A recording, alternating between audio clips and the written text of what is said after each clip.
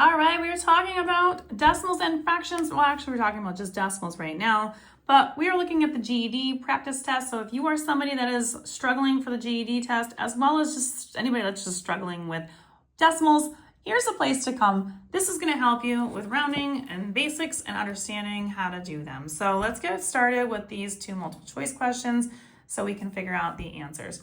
The circuit board assembly weights of 3 parts are 0.572 grams, 0.0785 grams, and 0.6 grams. Which of the following lists of weights are in order from greatest to least?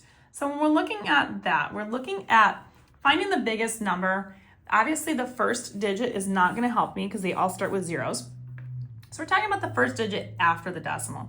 So the biggest number, if we're doing greatest to least, the biggest number here, we have 0.6, 0.5, and 0.0. So 0.6 is definitely the highest because it's the biggest number following the decimal. The next biggest number would be 0.5. So that would be the next largest number, this number right here, followed by this 0.0 number. So that one would be the lowest number. So when I'm looking at my options here to C, we can see that C is the correct answer here, and that would be my answer for this question. Now we're going to take a look over here. It says, which of the following correctly shows this number rounded to the nearest hundredth? Again, our hundredth position is, this is the tenths right here at the 3. Our hundredths position is right here in the 8.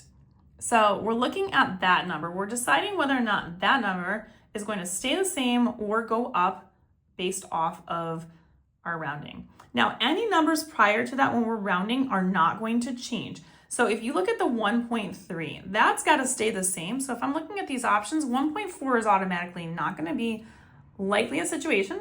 That does happen on occasion if we have some issues with rounding, but for this particular problem, it won't. So now we're going to look at that 1. The 1 is the question. If that number is 5 or higher, then I would round the 8 up, but it's not. It is going to be staying the way that it is. So my answer should be 1.38. So 1.38 rounded to the nearest hundredth is the correct answer. So D would be my answer. And if you want more questions like these, follow me on Instagram, YouTube, and TikTok at U1 Algebra. All these are going to be located in my GED playlist. And don't forget to like, share, and follow me for more.